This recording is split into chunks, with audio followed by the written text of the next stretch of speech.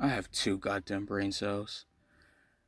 Hello there, my name is Tepesh, and I am here to bring you a what if scenario. More specifically, a My Hero What If.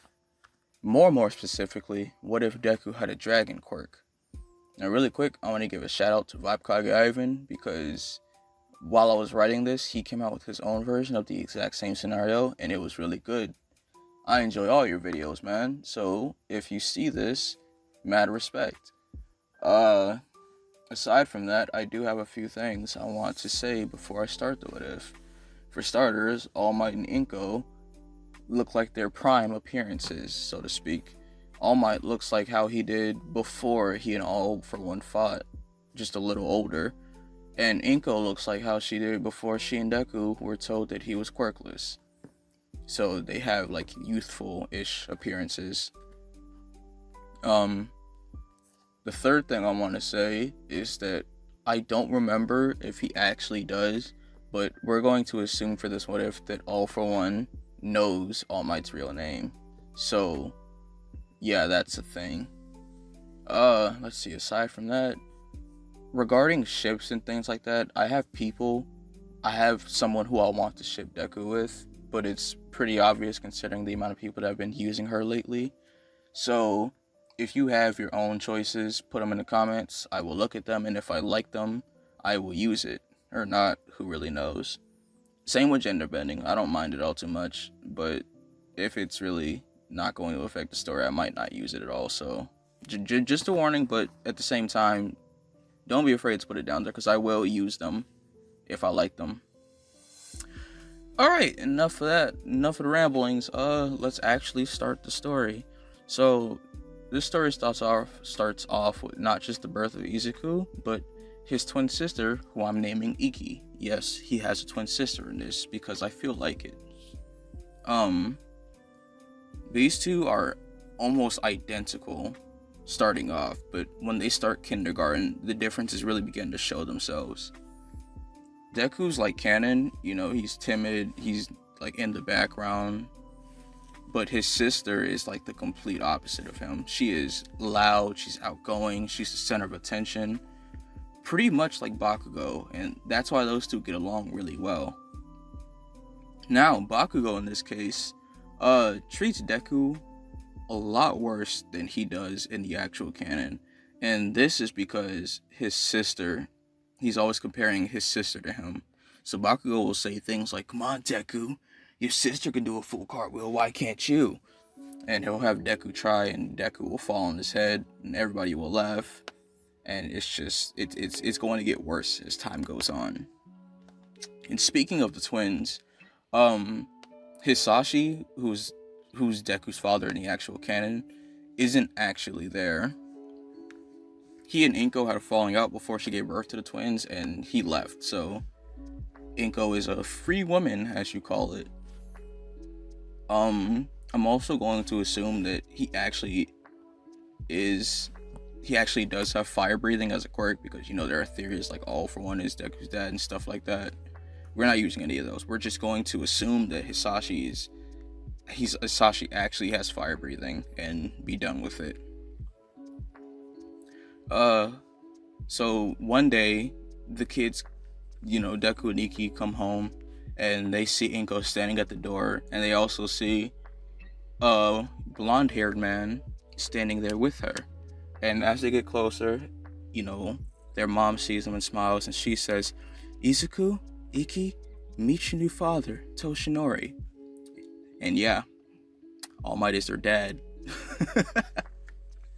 I wanted to do this, but I didn't want to make him their dad. I wanted to make him like their stepdad or something like that. So that's exactly what I'm going to do.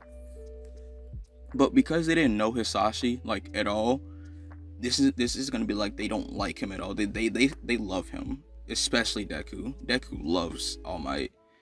They don't know that he's actually All Might, but he just replaced that hole that Hisashi left. Basically, to them he is their father, regardless of what they say. But yeah, Deku loves Toshinori. He does everything with him, actually more so than he does with Inko. And one day he and Inko go to the doctor, of course, to get their, well, he, Inko, and Iki go to the doctor to get their quirks tested. And the doctor comes back after, analyzing the results. And he says, well, Miss Midoriya, I have good news and bad news. The good news is that your daughter has been tested. And it turns out that she has a perfect combination quirk of you and her blood father. I drafted pyrokinesis. And if you've seen literally any other what if with like a female Deku or Deku's sister, you probably know what pyrokinesis is. But for those of you that don't, pyrokinesis is just her ability to control a certain amount of fire at will. It's kind of like Zuko with his firebending abilities, but she controls it with her mind, not through movements and chi.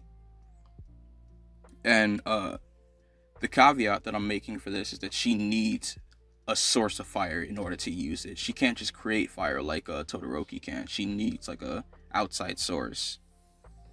But as time goes, her quirk is just going to get crazy. That's all I'm going to say. She's going to have really good quirk. Inko's beyond happy hearing this. And, she hugs her daughter. She's like, I knew you would be something special. And she's doing all that. And Deku's happy for her, too. Because, his sister has an awesome quirk. He's wondering what he's going to get. And the doctor sees his face. And he's like, oh. And he turns to Inko. And he's like, well, I do have more information. As for your son's quirk, it looks like it's infinitely dormant. I forgot to explain this too. So, what I want to do for Deku's quirk is he's going to have like a special type of genetic mutation quirk. Like how Eri has a quirk that's not similar to her parents at all. It's like a genetic mutation that gave her that. Deku's going to have something similar. So, the doctor's going to say, there are certain times when a child forms a completely different quirk from their parents. For example, parents with the middle type quirks giving birth to a child with a mutation type. For these rare cases, the child's quirk must be awakened in some way, be it stress or near-death experiences through specific conditions of some sort. It's impossible to know entirely, so unless he can discover the condition, he will remain quirkless. And basically what this means is just that unless they find a way to awaken his quirk, he's just going to be quirkless. So after the explanation, Inko thanks the doctor and she takes the twins home, and Iki is just in the back of the car. Like, she can barely hold herself together because she's excited about her quirk. She wants to go to school and show Bakugo and everyone else her awesome quirk. Whereas Deku, he has like the blank face that he does when he actually learns that he's quirkless. And those two get home, and Toshinori has to sneak through the window because he's been out doing All Might stuff for like the majority of the day. And Inko tells him, basically the kids for all she tells him that Inko has a perfect combination quirk that's probably going to be really strong. He's super happy about that. But then she tells him that Deku that he's essentially quirkless. And he feels for Deku because, before he got off One for All, he was quirkless too. But he's more happy that Iki got such a good quirk, because that means potential person for him to pass One for All too. And Izuku goes to his room, and he starts looking at All Might videos and things like that. And it isn't Inko who goes to comfort him at this time. It's actually All Might, and not actually All Might. He doesn't know that he's All Might yet, but Toshinori basically like hugs him and tells him even without power she can still become something special in the world. And from there, the events leading up to the beginning of the canon are pretty much the same. Bakugo is a lot more mean to Deku because Iki, she's not only more outgoing than him now, she also has just an amazing quirk compared to him being practically quirkless. And so, his like bullying of Deku just gets worse, even more so than the canon. As for Iki's quirk, like I said, she's going to be insane with it. Right now, she can create flame swords, whips, flame bullets like Ace. She can spit fire, create flame shields. And there's also something else I'm going to give her actually later, not right now, that she's going to have. You'll see. I'm going to try to make her overpowered in this. I'm going to try to make her somewhat overpowered. Deku is going to be too, but I want her to be able to like keep up, if not a little bit. So, let's see. Deku, he's not only like, because you know how in canon he's like writing down in his notebook different things from different heroes. He's not only doing that, but he's also trying like everything to activate his quirk. He's trying to lift things with his mind. He's like he tried to use his sister's flames in order to like unlock something. He's been looking at magic videos, things like that. He's been trying everything under the sun to somehow unlock his powers, but you know, nothing works. Fast forward to the high school registration day or job registration day. You know, when the teacher's like, whatever, we already know you guys want to be heroes. You know, Bakugo is just being Bakugo and says what he says. And somebody in the background goes, hey, doesn't Deku also want to go to that school? To UA, I mean. And Bakugo basically does the same thing, but a little worse. You know, he blows up Deku's desk, and he actually blows up the notebook with it. So not only is the notebook like tattered beyond compared to the canon, he also still throws it in the water, and Deku has to go pick it up. Iki sees this because she's in the same class as them, but in her mind, she thinks that this is happening to Deku because he's not standing up for himself, so she doesn't do much of anything about it. She also knows that so long as it doesn't actually get physical, it's not going to matter much anyway, because Bakugo will keep doing it. So, you know, she just lets it go for the most part. Anyway, as Deku walks home, you know, the sludge man, sludge criminal, whatever you want to call him, you know, he appears in the same place and starts attacking Deku and doing stuff to him that'll get a YouTuber canceled. And All Might shows up and, you know, does his thing, punches the man out of existence and puts him in the bottle. And Deku's just freaking out. He's like, oh my god, it's All Might. It's All Might. And All Might's gonna, you know, he turns around and he's about to say, I am here, but then he sees that it's Deku. He's like, oh shit. But because Deku is just like completely fanboying, he doesn't hear him say that. So All Might signs his son's notebook and all that, and Deku's freaking out.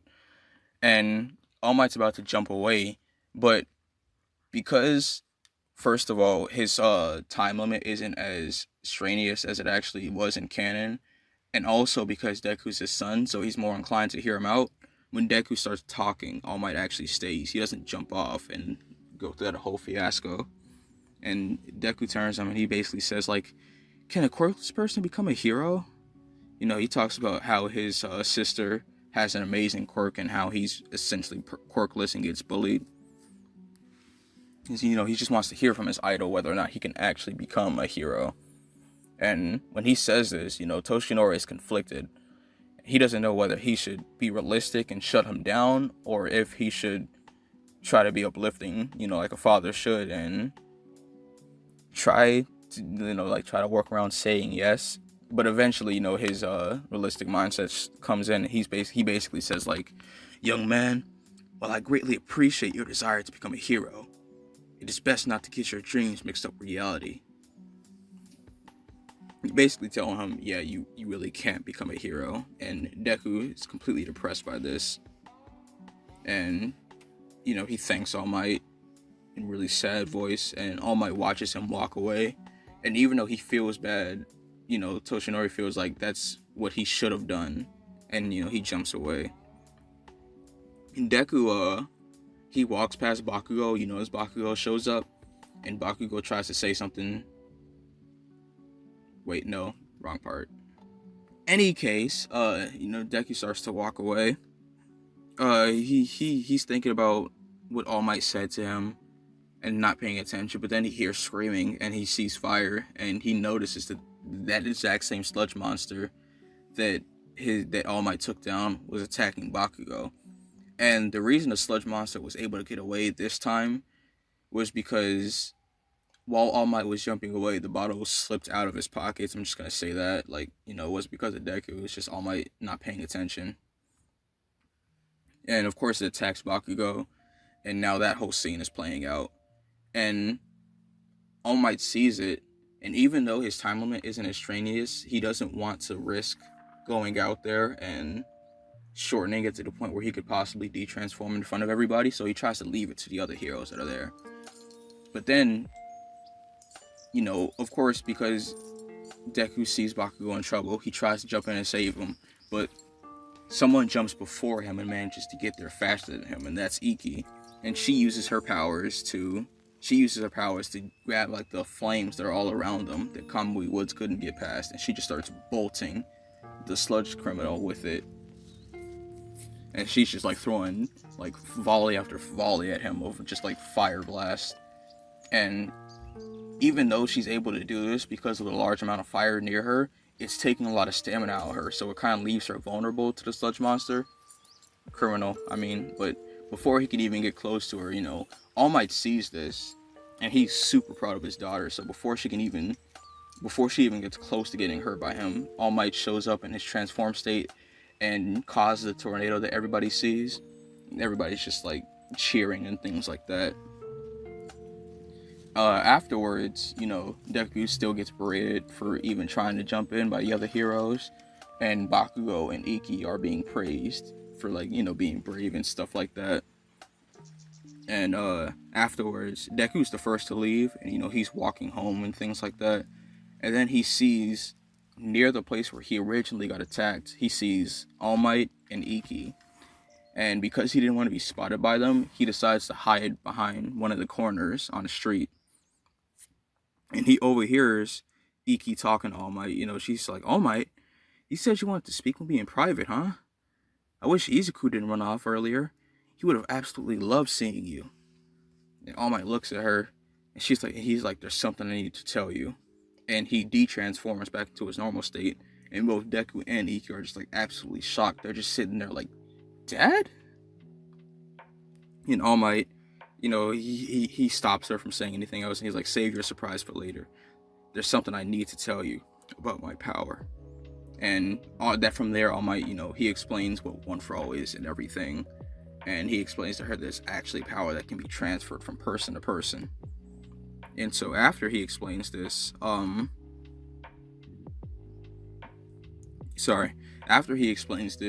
he basically tells Iki, he's like, I want to pass this power to you.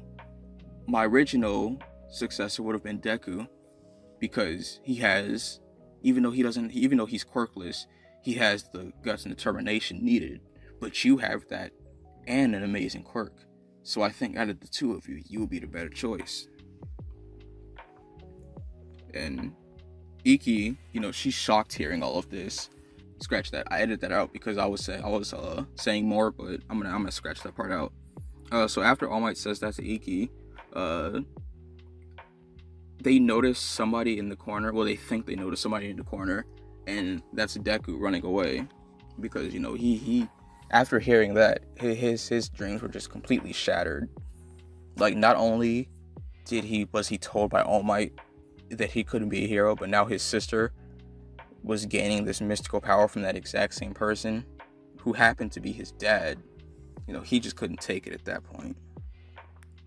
So Deku starts running as fast as he can away from there, and Bakugo sees him, and Bakugo wants to say something stupid as he usually does, but Deku runs right past him. He's not even paying attention to Bakugo. And Bakugo sees this, and he's like, seems he finally gave it up. That stupid dream of being a hero. Deku didn't know where he wanted to go, but he just wanted to run. You know, he didn't want to think of anything else, because he knew that if he went home, he would just break down completely.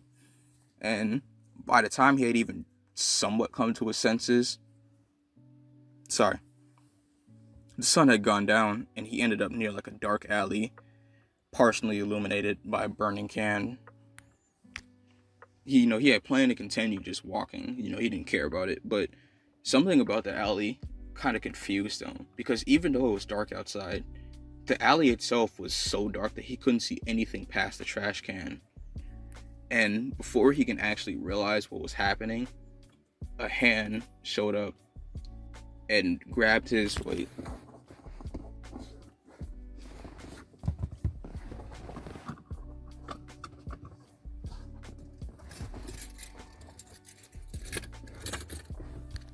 Oof, my bad. Okay, I'm back.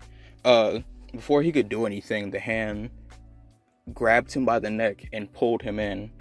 And that black blot of space that he saw started to swirl and disappear. And if you haven't guessed it already, that was one of Kurogiri's gates. Deku is pulled through the gate and he lands on the ground in a bar. And he's like coughing and holding his throat. And he looks around and he sees on his left is a man who has like smoke appearing from his head in a very dapper looking suit behind a bar. And to his right is a scraggly looking man with hands all over his body. And yeah, that's Kurogiri and Shigaraki. And Shigaraki looks at Deku and he just shakes his head and he's like, damn, seems like this will be the last one for today, master. The gate is starting to waver. And Kurogiri nods and he's like, my apologies. I'm definitely nearing my limit. And then Deku turns around and he sees they're talking to like a TV with like a white screen. And the person behind that TV says, it's fine, Kurogiri. And this voice makes Deku freeze, like absolutely. Because even though it's not like malicious or anything, he can just feel the pressure behind that voice. And he feels like if he says anything wrong, he might just end up dead right then and there. And the voice continues and it just says like, we can only hope this boy has something good. And Shigaraki nods and turns to Deku and he's like, alright, brat, if you want to live past today, tell us what your quirk is. And Deku looks at the scary man and he shakes his head and he's like, I don't know. I have a dormant quirk and I have no clue how to awaken it. I'm no better than a quirkless person. And the person behind the screen, who if you haven't already guessed is All For One, kind of laughs at this. And he's like, I haven't met somebody with a dormant quirk in ages. Since the age of the fourth successor, I believe. Come, boy. Tell me what your parents' quirks are. I may be able to discern what yours is. And even though Deku is rightfully afraid of this man, he feels excited at the mere thought of awakening his quirk. He's like, really? Well, my mom has psychokinesis, and my dad's... Oh, right, I actually forgot about that as well. Inko has psychokinesis. It's just a more powerful version of the quirk that she actually has in canon. Just saying. Anyway, Deku continues. He's like, my dad supposedly has fire breathing. Then again, we truly don't know why, because my sister has pyrokinesis, which may have required a much more versatile fire quirk. I mean, up to now, I did believe that Toshinori was quirkless too. Deku starts mumbling under his breath because he's Deku, and Shigaraki gets tired of it. And he was ready to hit him just to shut him up, but then he was stopped by All For One, and All For One's like, Toshinori, child, what is Toshinori Yagi to you? And Deku was shocked and kind of scared because he was muttering the latter half. Shigaraki and Kurogiri didn't hear him say that, but somehow All For One did, who's behind the TV. And even though he's kind of weary about this man, he's still way too excited about getting a quirk for himself. So, he answers and he says, he's been my stepdad since I was a child.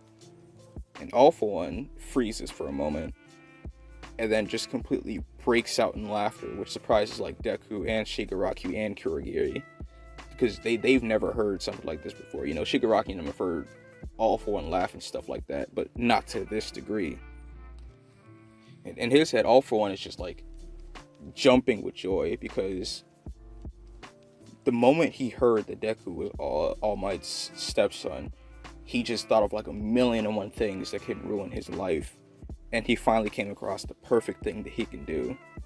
And so All For One, with newfound just glee, turns to Deku and he's like, child, I wish to make you a proposition, a trade for a trade, or in this case, a quirk for a request. And even though Deku's wary, he answers, he's like, what might that be? And All For One says, in return for awakening your quirk, I ask that you test a few subjects that I wish to put to use later. And Deku slowly nods and he's like, okay, but I have to prepare for the UA entrance exams in 10 months. All For One turns to him and says, I can't guarantee that she'll be done by then, but I promise that she'll be eligible to take the test when it comes around. Well then, it seems you have a deal. Don't scream.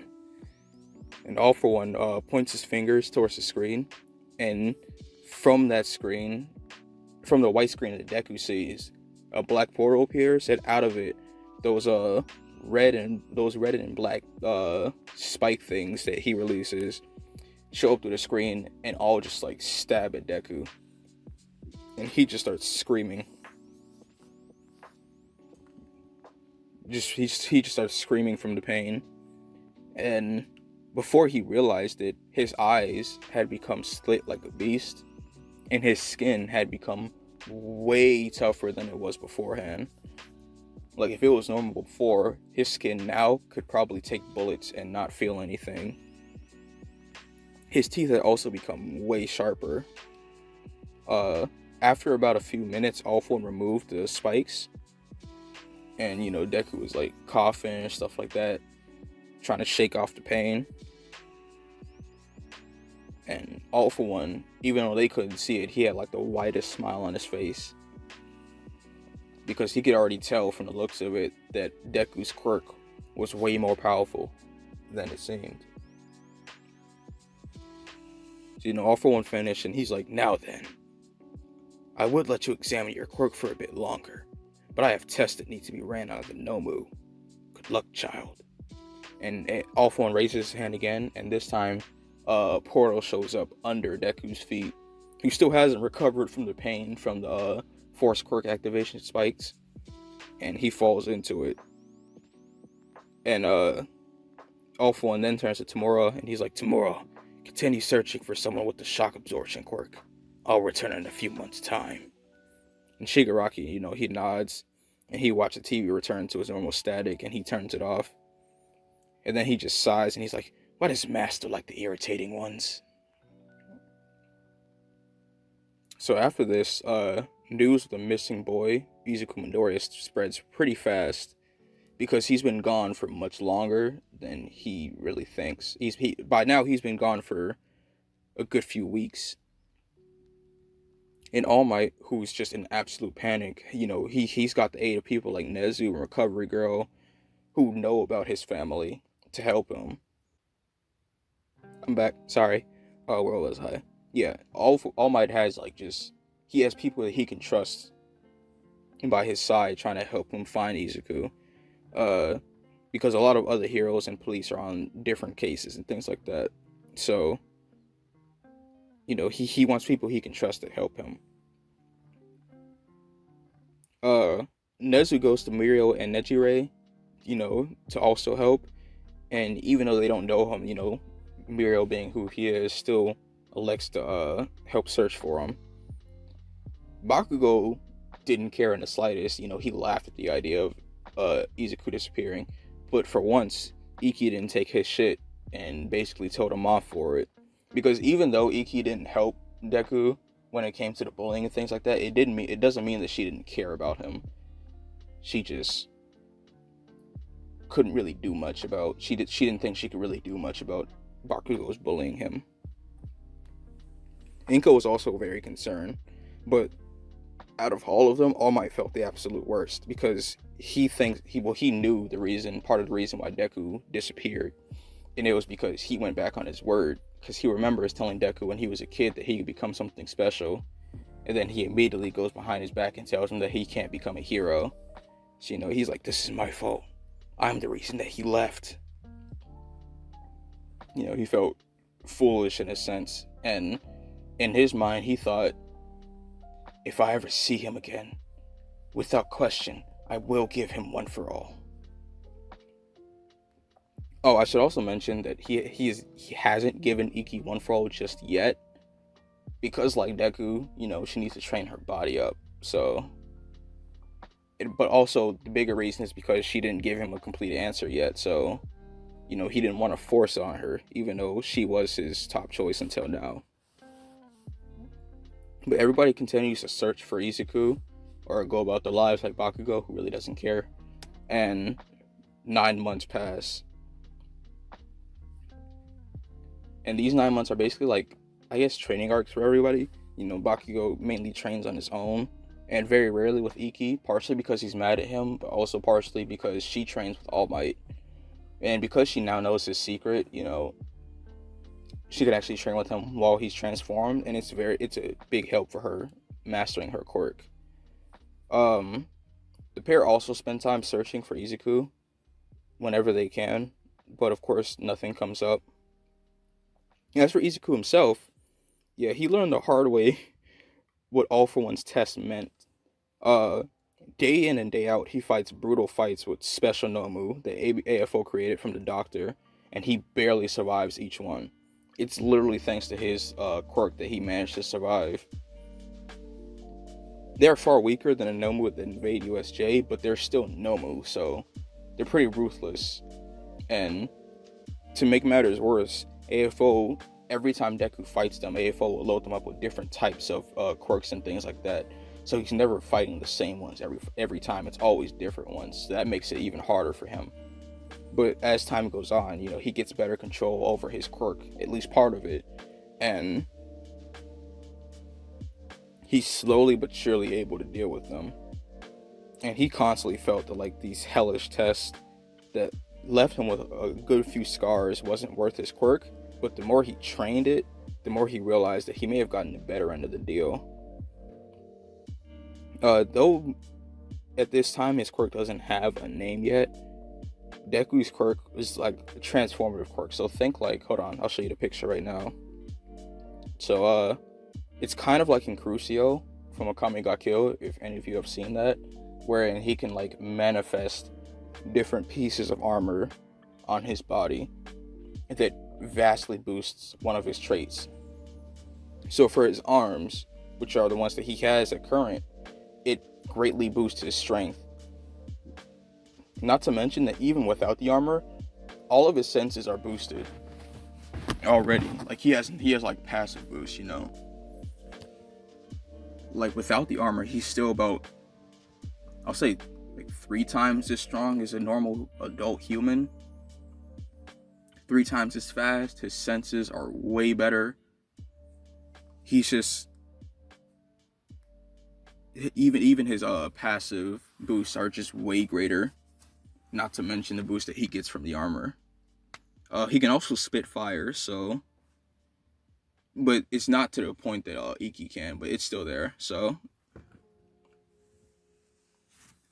as for the other parts, I'll get to that soon, but right now he can only control his arm pieces.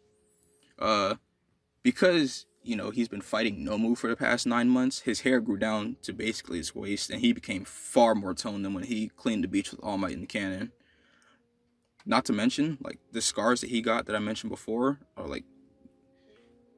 they're not up to his neck or anything, but they're all over his chest and arms and things like that.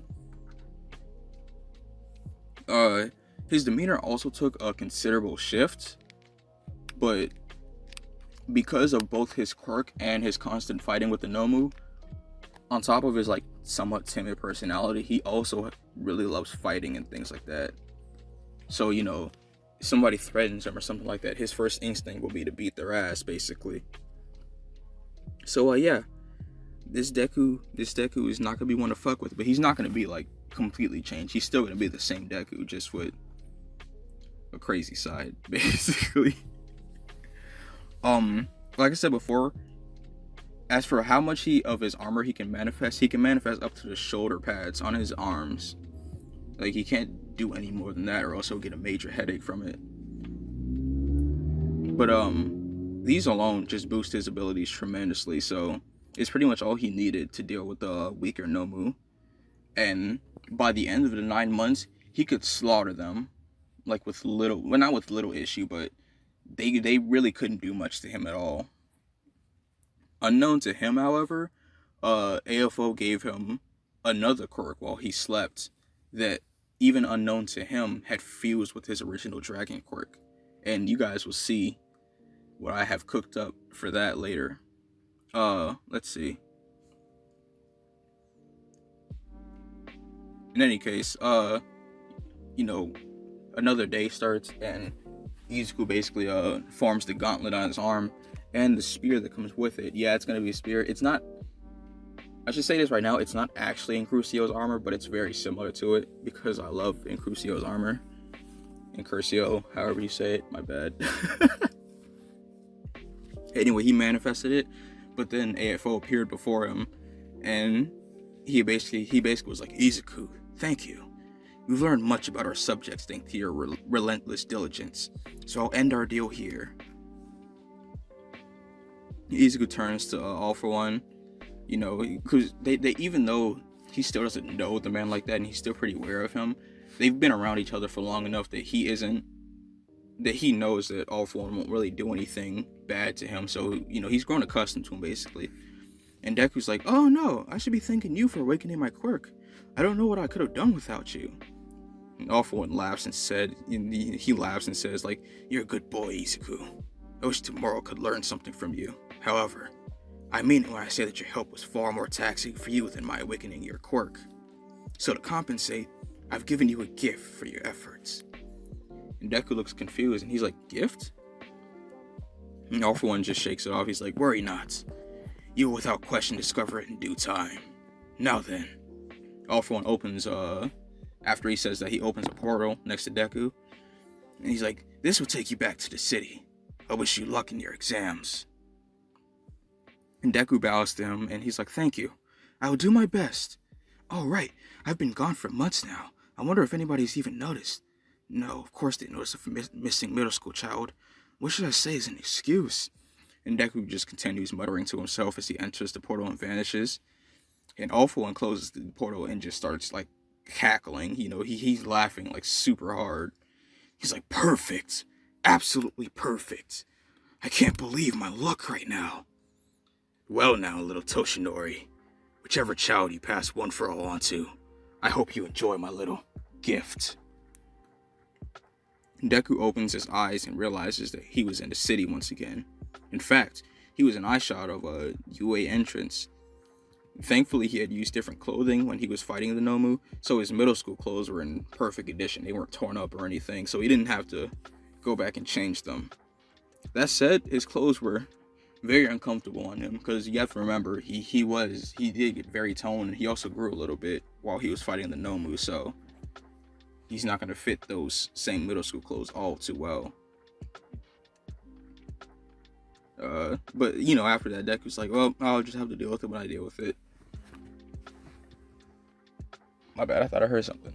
But, you know, he's like, I'll deal with it when I deal with it. And he changes his clothes in, like, a public bathroom, and then he goes to UA. And, you know, I'm still gonna say that he trips because he's still super nervous. You know, he's like, oh, what am I gonna do? What am I gonna do? I wonder what it's gonna be like. And before he falls, a dark-skinned woman with bunny-like ears catches him and pushes him back up. And she laughs, and she's like, don't want to fall before you take the test, do you?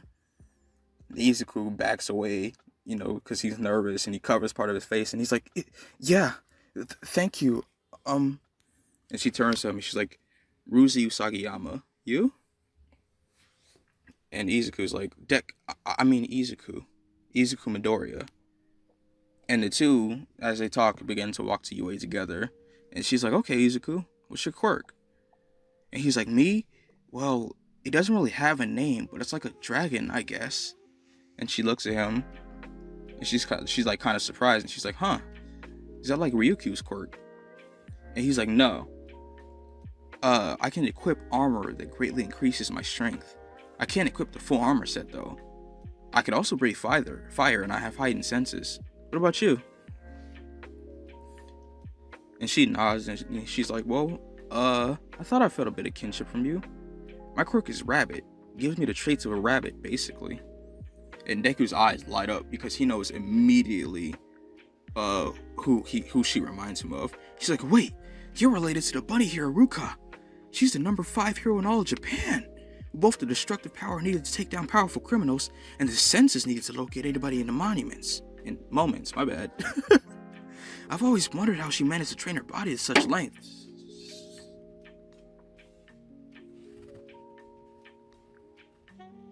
I just heard some scary shit right now. Hold up.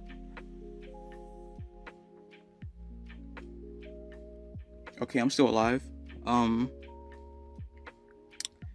Yep, still alive. I thought I was finna get.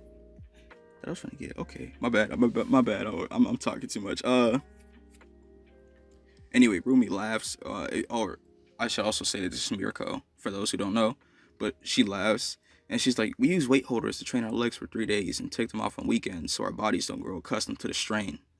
Sis has even started using modified masks from time to time to dull her senses and hone them." And Deku's like, "Right, it also works as a gas filter for entering smoking buildings or poison-filled areas." She laughs again and she's like, "You're sure knowledgeable about the strangest things, but I don't hate that." The two walk, they walk into UA and they take the written portion of the exam. And though he spent a majority of the 10 months fighting Nomu, he did manage to spare some time to study on different topics between the All for One's test. And so he still passes it the same way he does in canon. Then he moves on to the practical exam.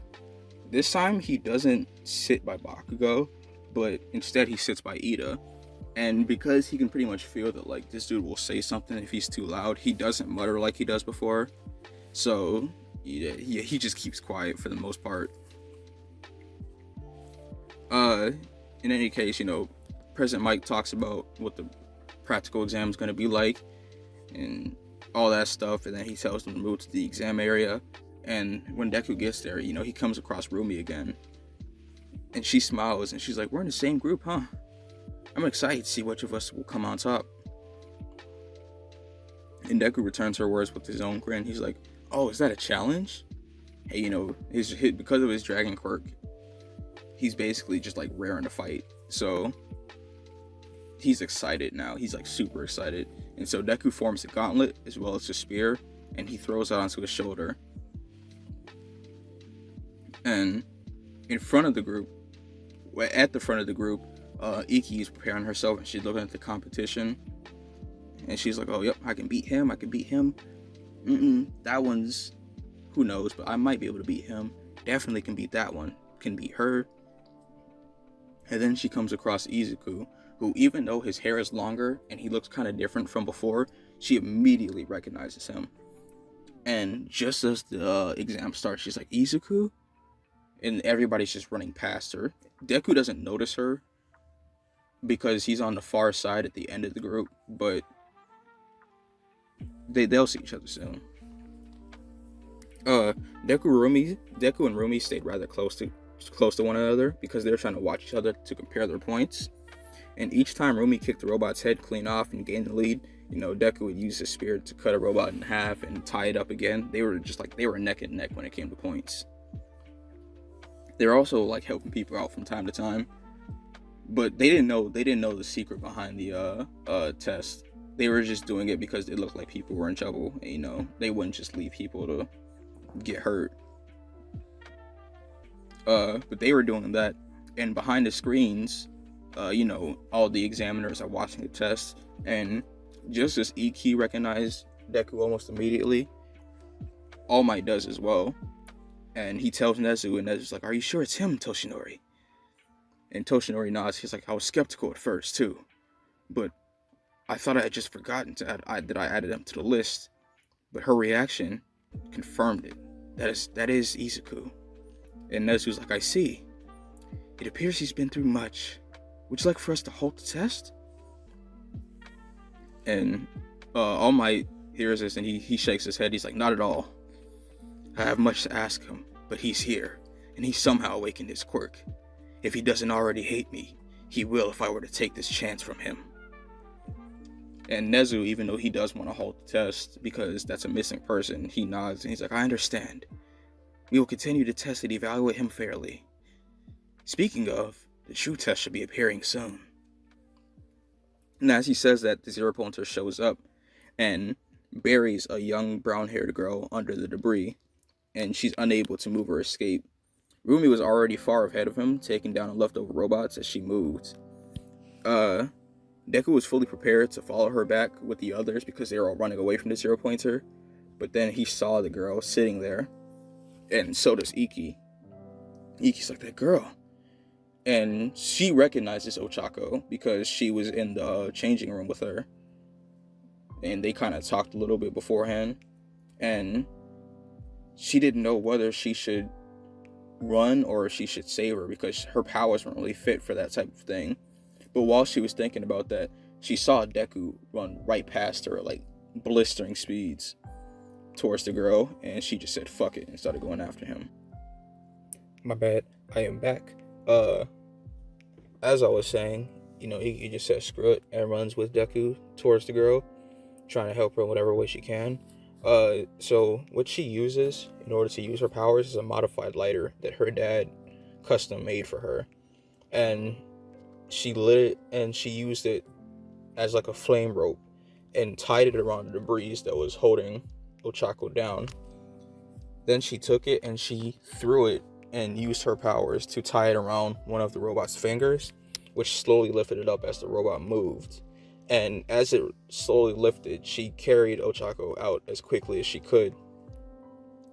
Deku, who saw this, decided to go after the robot itself, and using his enhanced strength, managed to jump super high into the air and jump onto the joint of the robot's arm.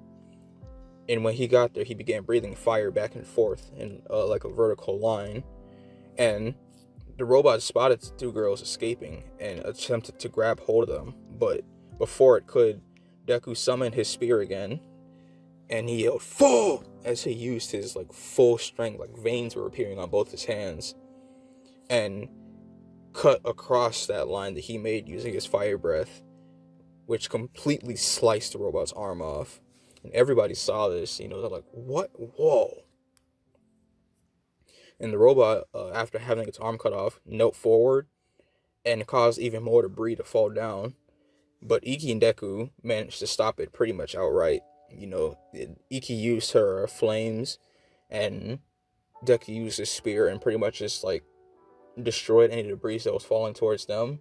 And Iki just created like a flame, something like a flame umbrella that basically made all the debris fall on the ends of it, so it couldn't really reach them. And by that time, they were carrying Ochako away, and President Mikio was like, "End of the exam," and all that stuff, basically saying it was over. And as they're carrying Ochako, she turns to them and she's like, "Thank you, both of you." And Iki turns to Deku and she's like, "Don't sweat it. I can only do it because my dear brother dealt with the zero pointer. Isn't that right?" And Deku's just sweating. Like, he's like, "Oh shit, I don't know how I'm gonna get out of this one." And the two take Ochako to Recovery Girl, who's walking around seeing if there are any injured people. And she's basically like, I'll take care of her. But then she turns back to the twins and she's like, "Come with me, you two." And the two, after she heals Ochako, they follow Recovery Girl into the camera room, and they come face to face with Toshinori, Nezu, and what's his name? Naomasa. Oh wait, he wasn't there. Never mind. But just Toshinori and Nezu for the most part, because Aizawa and the others don't know that All Might has a family. But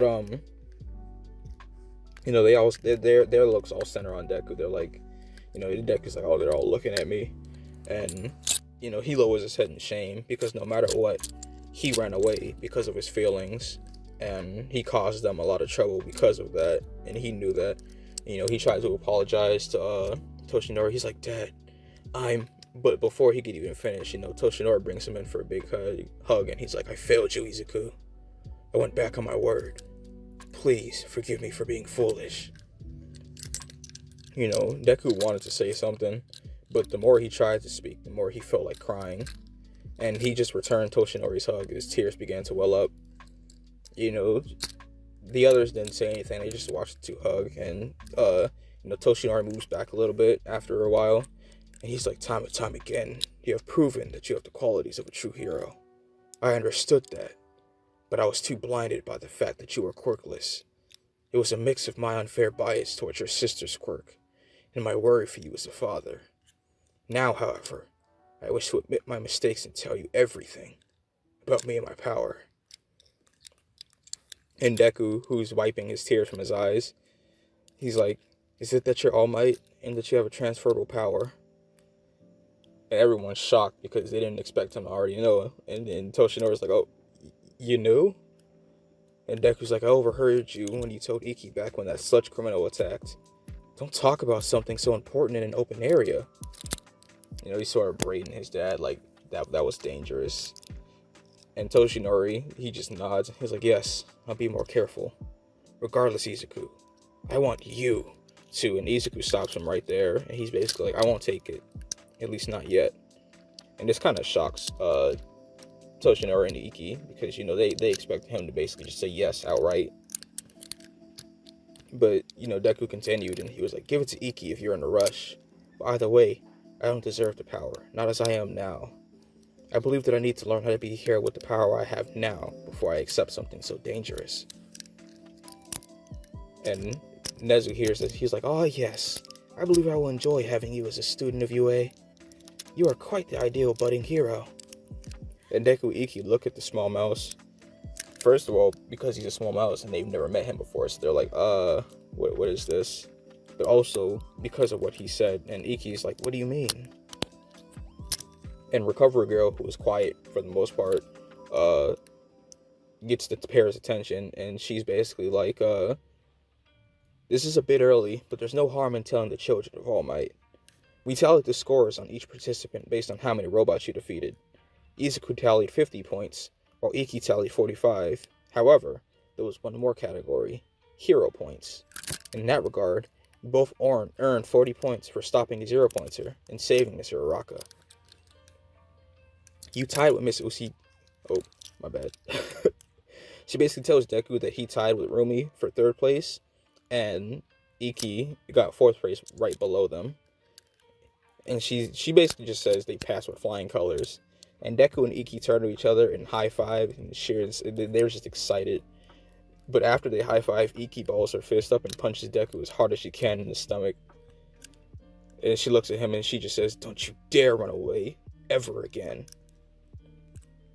And immediately after, you know, she runs in and gives him a hug. And she says, but I'm sorry for not helping you when I should have. And Deku smiles and he's like, sorry, thank you. You know, even though he has toughened skin, they don't save you much from a full power punch to the stomach. All Might smiles as his twins get along. But then something, the most important thing that he should have asked first comes to his head. And he's like, Izuku, that reminds me. How did you awaken your quirk? Everyone turns to him, expecting him to answer, and he still has no idea what he really should say because he doesn't know how much he should reveal about how he got his powers. But, he just tells him pretty much what he knows for the most part. And he's like, well, I'm not entirely sure. I met someone who claimed to have the ability to awaken my quirk, but I'm not sure what he did. And when Toshinori hears this, he immediately thinks of that one person. He's like, awaken quirks. But before his mind can trail out even more, Nezu stops him. He's like, hold on, Toshinori. There have been cases of people with the ability to arouse certain dormant quirks. Midoriya, who exactly was it that told you this? And Izuku shakes his head and he's like, I don't know. I never saw his face. He knew somebody with the ability to create rifts, though. And Nezu nods. He's like, I see. Well, what's important is that your quirk is now awakened. Train hard, you two. And I officially welcome you both as students of UA Academy. The pair thank Neku, and they leave with Toshinori back home to Inko, and Inko just spends the majority of the rest of the day switching between profusely apologizing to just straight up reprimanding Deku, and he can't really do much about it. He just has to sit there and bear it. The next week at school, the twins and Bakugo are brought into the counselor's office. They're congratulated on passing the exam. And Deku stays because he has to receive the work he missed in the time that he went missing. So Ikki wasn't around when he got dragged out by Bakugo. And, Bakugo was like, you cheating shitheel. What tricks did you use to get accepted? And like canon, Deku grabs Bakugo's arm and stares him in the eyes. But only this time, he doesn't have a scared expression. His expression is far more defiant. He's like, I proved my worth and was accepted. Simple as that. Deal with it, Kachan. I'm going to UA. And he still calls him Kachan in this. Deku hasn't changed all that much. It's just that because of both his quirk and the fact that he spent a lot of time fighting basically life-threatening battles, he isn't as weak as he was beforehand. He's still like timid and nervous and stuff like that around certain people, but he's not a bitch basically. So that's a mean way to say it, because he's really not, but it's just he's not a wimp, I guess is a better way to say it. In the time between then and springtime, Iki continues training with All Might and Bakugo from time to time.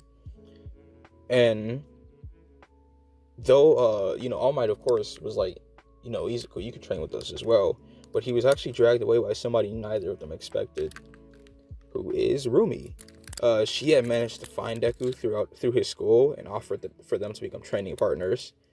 Because even though they tied the exam, Rumi considered him the better because he managed to save Ochako and fought the Zero Pointer. So she admires his strength basically and wants to train with him. And he, being Deku, was pretty much unable to refuse, so they became training partners. So what they decided to do was train every Monday through Friday, and on weekends she would still drag him around, but this time they would just, go places to relax or hang out. But the more they, the more days they did this, the more they actually started to hang out. So they even started to just like hang out together on weekdays as well. I'm going to say in this one that Rumi attends Sume Junior High as well, so Deku also meets Ida at some point, and because of his enthusiasm for heroes like Ingenium, he and Izuku get along pretty well. So they know each other even before UA starts. But yeah, like I was saying, Deku and Rumi become pretty close in the months before the start of high school. No, not like to the point of dating, because I still want to leave that kind of open, but they're pretty close friends regardless. In any case, the day finally comes and Deku, Iki, Rumi, and Bakugo all make their way to UA, and that's where I'm going to end this, because my throat is parched because I forgot to bring water with me, and I've been recording for almost an hour, I think. So yeah, this is my first What If. It was very messed up, and I butchered a lot of things, but I am partially okay with how this one turned out. It's going to get a lot crazier as this goes on. Like that's just the initial right there. I've added a lot of stuff to this, so if you enjoy it so far, I don't really care for likes, but just show up for the second one, I guess. Once again, bye Kage Ivan. If you're watching this, hope you enjoyed it, man. Like your videos, all that jazz. But yeah, that's it. In any case, I will see you guys later.